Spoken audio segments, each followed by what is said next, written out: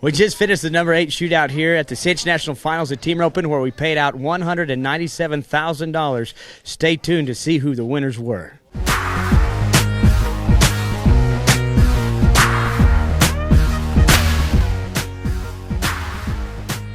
Well, folks, it's the conclusion right here. The number 8 shootout just finished up, and what a time it was as we are going to break down what happened in the short round. We're going to start right here and show the 9th callback team.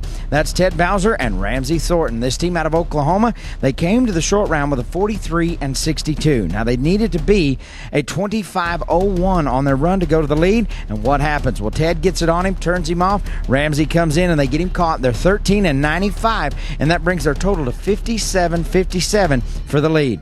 From there, it's the 8th high team back. That's Arnulfo Cortez and his partner, Scott Sheets. They're from Edinburgh, Texas, and they're also from Brewster, Kansas. As they get things going right here, they are 43-20. Now, they need to be a 14-37 to take over the lead of the roping, and they are in 15-08, bringing their total to 58-28. They're going to slide into second. From there, it's up to the 5th high team back, and that is Joe French and Jim Moore, this team out of Oklahoma and Kansas.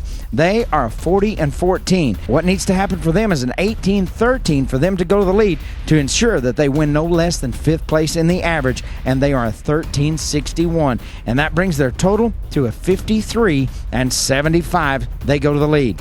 Well, we'll go to the 3rd high team back. It's Tim Gerald and Merrill Bond. This team right here out of Georgia and Colorado. They didn't even know each other before they rode out of the strip and shoot on the first steer. They are the 3rd high team back with a 34-59. They needed to be a 19-16 to take over first place in the average, and they roped this steer in a 15-59, bringing their total to 50-18, and that puts them in first place. Well, for the 2nd high team back of Claude Lowry and Wright Duncan, they have a little bit of misfortune and take a no time, and it's on to the high team back. It's Thomas Ryan Watley and his partner Joe Southern out of Oklahoma. They are 28-62. Now, they've got 21-55 to rope this steer. Thomas gets out and gets it on him, and he turns him off. Joe comes into the backside. They clean it up. They are 13-59, and that's going to bring their total to 42-21. And ladies and gentlemen, the win of the roping is Thomas Ryan Watley and Joe Southern. We're going to go to Brandy Clements right now, as she had an opportunity to catch up with our winning team of the number 8 shootout. All right, Ryan, you've just won nearly $44,000 here in this 8 shootout. What's going through your mind right now? Oh, it's a little crazy. It was pretty nerve-wracking. Got through the run, and then it all kind of set in. Got excited and kind of shaky out there, but it feels good. This is why we practice. So. Well, you roped outstanding. Tell me what you did to prepare for this roping. I told Joe before we rode in the pen today, I said, we've been practicing. I said, I've been seeing shoulder to the pen. I said, just running out and, dropping a coil and roping them. And I said, that's what I'm going to do here today, and it worked out. So you guys had practiced together before you came here? Together. We have never roped together. Joe actually has only been healing for about 2 months. So I knew him as a header, and he just called me one day and said, hey, how many flex earnings you got? And I told him, he said, well, let's get an 8 shootout. And I said, sounds good. Well, it worked out good. Well, what was going through your mind? You were the high callback. You'd seen what the teams had done before you. What were you thinking about? I really wasn't watching. I was just talking to myself, trying to calm my horse down. The music, he was getting kind of excited. So I just tell myself, just treat it like a practice run. See his shoulder out and run him down and rope him, let Joe do his thing. So what about looking forward in the future? What you got planned? Just continue to practice and get better. So. Well, it looks like it worked out. Congratulations. Great roping today. Thank you, ma'am.